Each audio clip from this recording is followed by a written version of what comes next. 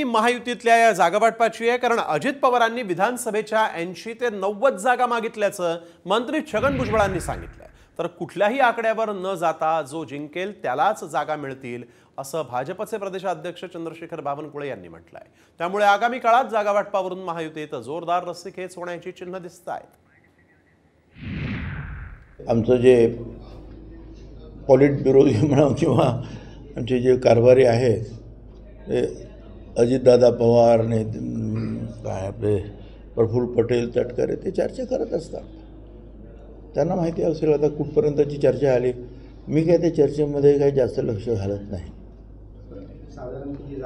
त्याने मला काही सांगितलं नाही त्यांनी काय, पण मला वाटतं 80-90 जागा त्यांनी काय मागितलेल्या आहेत. आता त्याच्यावर किती निकाल काय होते तो मला नाही काही कल्पना.